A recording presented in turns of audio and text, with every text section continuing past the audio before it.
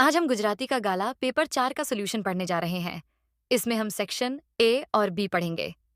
चलिए हम पहले विभाग ए से पढ़ना शुरू करते हैं, जिसमें पूछा गया है कि नीचे दिए गए पाठ के नाम और उनके लेखक के सही जोड़े को मिलाए, जिसका उत्तर है एंग जेठीबाई के लेखक दुलेराय कारानी है। डो टिफिन के लेखक प्रेमजी पटेल हैं। थ्रीन प्रयाण के लेखक रमण भाई नीलकंठ है। ब नीचे दिए गए विकल्पों में से सही विकल्प चुनकर रिक्त स्थान भरें। प्रश्न 4, शहनाइना सुर कृति में किसके वात्सल्य भाव की बात की गई है? इसका उत्तर है शहनाइना सुर कृति में रमझू मीर के वात्सल्य भाव की बात की गई है। माथेरान में सर्वजभाई किस पॉइंट पर नारियल का पानी पीते थे? इसका उत्तर है माथेरान में सर्वजभाई पैनोरमा पॉइंट पर नारियल का पानी पीते थे। दो नीचे दिए गए कथन सही हैं या गलत, ये बताइए। प्रश्न 6, क्या टिकट के लिए भद्रम भद्रा मोहमयी शब्द प्रयोग करते हैं? उत्तर गलत, टिकट के लिए भद्रम भद्रा मूल्य पत्रिका का प्रयोग करते हैं। प्रश्न 7, क्या सूरज तो बधेज सरखो पाठ के लेखक का नाम विनोद भट्ट है? उत्तर सही। अगला प्रश्न, नीचे दिए गए प्रश्नों के एक वाक्य में उत्तर लिखिए। प्रश्न 8, उद्योग धंधे और टेक्नोलॉजी की दृष्टि से कौन सा देश आगे बढ़ा हुआ है? उत्तर उद्योग धंधे और टेक्नोलॉजी की दृष्टि से जर्मनी आगे बढ़ा हुआ देश है। प्रश्न 9, प्राणनो मित्र की कहानी हमें किसकी देखभाल के लिए जागरूक करती है? उत्तर प्राणनो मित्र की कहानी हमें पर्यावरण की देखभाल के लिए जागरूक करती है। प्रश्न 10, टिफिन कृति में कालवी और गोरवी शब्द किनके लिए प्रयुक्त किए गए हैं? उत्तर टिफिन कृति में कालवी शब्द कुतिया के लिए और गोरवी शब्द गाय के लिए प्रयुक्त किया गया है। डी नीचे दिए गए प्रश्नों के 2-3 वाक्यों में उत्तर लिखिए। आईने में अपना चेहरा देखने के बाद दीपक कौन सी कल्पना करता है? उत्तर आईने में अपना चेहरा देखने के बाद दीपक को अपना चेहरा राष्ट्रध्वज जैसा लगने लगता है, जहां उसके खून का रंग लाल, सिर पर बंधे पट्टी का रंग सफेद और हरे रंग की जगह उसके काले बाल उसे अपने में राष्ट्रध्वज का आभास करवाती है, क्योंकि तिरंगे वाली पट्टी तो उसके पिता उसे कभी लाकर नहीं देते थे, इसलिए वह अपने चेहरे में ही राष्ट्रध्वज देखने लगता है। प्रश्न 12, पार्वतीबा स्वाभिमानी थीं, यह किस आधार पर कहा जा सकता है? इसका उत्तर है जब कांति ने पार्वतीबा को पैसे भेजने से मना कर दिया तो पार्वतीबा ने उसे जवाब दिया, तू रोते रोते थोड़े पैसे भेजता है और उसमें इतना रौब दिखाता है, जा अब से मुझे पैसे मत भेजना, आज से तेरे पैसे मेरे लिए हराम हैं। इससे स्पष्ट होता है कि पार्वतीबा स्वाभिमानी थीं। प्रश्न 13, सूरज को देखने के लिए लेखक महाबलेश्वर के बजाय आबू जाने की बात क्यों कहते हैं? उत्तर लेखक कहते हैं कि सूरज तो खाली बैठा है, वह हर रोज जल्दी उग जाता है, उसके लिए हम क्यों जागरण करें? सूरज तो हर जगह समान होता है। सूरज को देखने के लिए महाबलेश्वर में मेहनत करने की बजाय आबू जाना बेहतर है।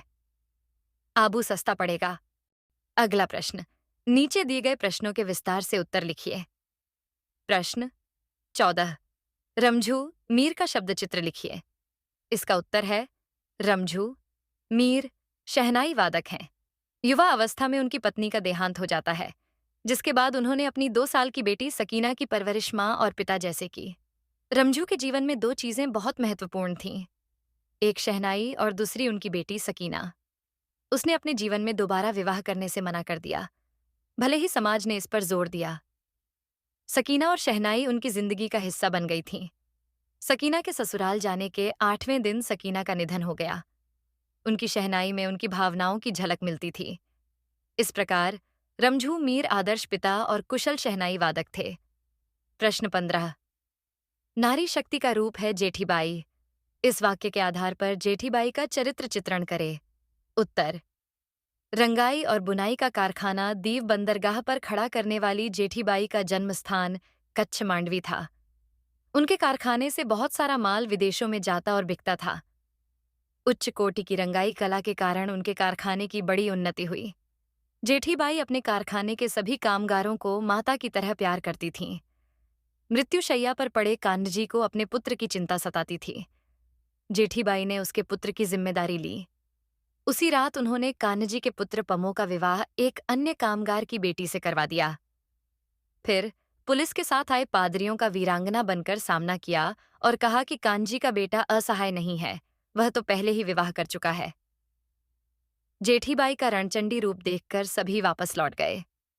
जेठीबाई ने पुर्तगाली सरकार के अत्याचारी कानून को खत्म करवाने के लिए उसकी कहानी पुर्तगाली भाषा में हृदयस्पर्शी शब्दों में लिखवाई और पुर्तगाल की रानी डॉन लुइसा से मिली। उन्होंने भारतीय कला की ओढ़नी रानी को भेंट की। रानी ने याचिका पढ़कर जेठीबाई को उनकी कलात्मक कृति और साहस के लिए धन्यवाद दिया और पुर्तगाली सत्ता का अत्याचारी कानून अपने विशेष आदेश से खत्म करवा दिया। उस दिन से जेठीबाई की ओढ़नी पान द जेठी के नाम से प्रसिद्ध हो गई। कच्छ मांडवी की एक अनपढ़ महिला जेठीबाई अद्भुत कार्य कर अमर हो गई। प्रश्न 16। बलाई कौन से पेड़ को न काटने की प्रार्थना करता है?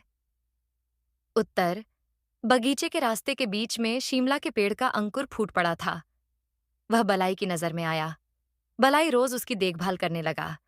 वह अपने हाथों से उसे थोड़ा पानी देता और सुबह शाम उसकी वृद्धि की जांच करता। जब वह पौधा 2 हाथ ऊंचा हुआ और उसकी पत्तियों की समृद्धि देखी, तो बलाई उसे अद्भुत पेड़ मानने लगा। रास्ते के बीच होने के कारण बलाई के काका ने उसे काटने का सोचा, लेकिन वह बलाई का प्रिय पेड़ था, इसलिए उसने पेड़ को न काटने की प्रार्थना की। आखिरकार वह पेड़ छोड़ दिया गया। विभाग भी निम्नलिखित जोड़ियों को सही तरीके से जोड़ें। इसमें हमें पाठ और लेखक के नाम को मिलान करना है। 7 जीवन अंजलि थाजो के लेखक करसनदास मानेक है। 58 दीवान खानामा के लेखक पन्ना नायक है। 19 जीव में जीव आया के लेखक हरिकृष्ण पाठक हैं। बे सही विकल्प चुनकर खाली स्थान भरें।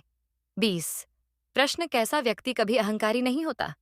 इसका उत्तर है पूर्ण ज्ञान से भरा व्यक्ति कभी अहंकारी नहीं होता।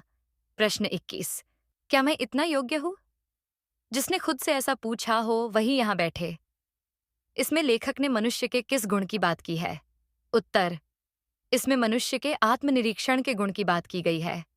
2 दिए गए कथनों के बारे में बताएं कि वे सही हैं या गलत। प्रश्न 22 क्या करसनदास मानेक का उपनाम वैशंपायन है? उत्तर, सही। प्रश्न 23 गहंजल की 2 पंक्तियां मिलकर एक शेर बनती हैं। उत्तर, सही। प्रश्न 24 मुक्तक क्या है? उत्तर, मुक्तक का अर्थ है मोती होता है। प्रश्न 25 नायिका दीवान खाने में वस्तुओं को कैसे सजाती है? उत्तर, दीवान खानामा। कविता की नायिका दीवान खाने में हर वस्तु को सजाकर उनसे पूछ पूछ कर रखती है। वह सोफा और लैंप का स्थान बदलती है, खिड़की के पर्दे बदलती है और पुराने कालीन की जगह नई वॉल टू वॉल कालीन लगाती है। प्रश्न 26वां मीराबाई के पद में किसके प्रति प्रेम और भक्ति दिखाई देती है? उत्तर, मीराबाई के पद में श्री कृष्ण के प्रति प्रेम और भक्ति सदैव दिखाई देती है। अगला प्रश्न नीचे दिए गए प्रश्नों के उत्तर 2-3 वाक्यों में लिखें। प्रश्न 27 दूसरों के दुख से दुखी होने की संवेदना को कवि कैसे समझाता है? उत्तर, संवेदनशील व्यक्ति दूसरों का दुख देखकर दुखी होते हैं।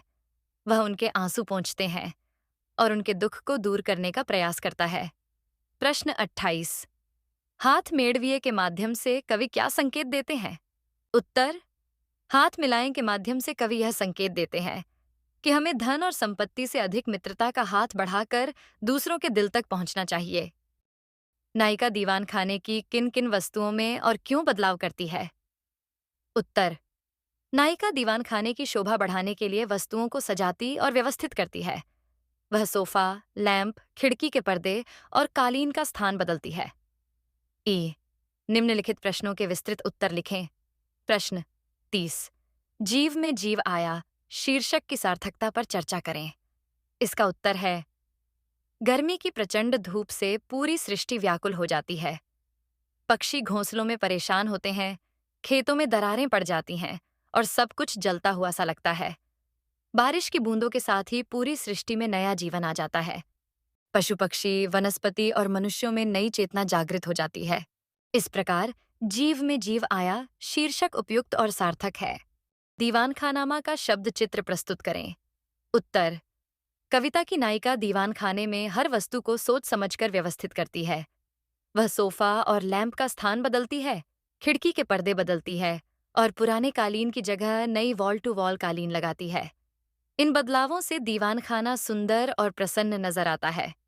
प्रश्न 22। बादल चोटी पर पहुंचकर बिखर गया। पंक्ति में व्यक्त संदेश। उत्तर। बादल जैसे जैसे ऊपर जाता है, हल्का होता जाता है। चोटी पर पहुंचते पहुंचते वह इतना हल्का हो जाता है कि बिखर जाता है। ये पंक्ति हमें सिखाती है कि अनावश्यक भार छोड़कर हल्के और खुशहाल जीवन का आनंद लिया जा सकता है।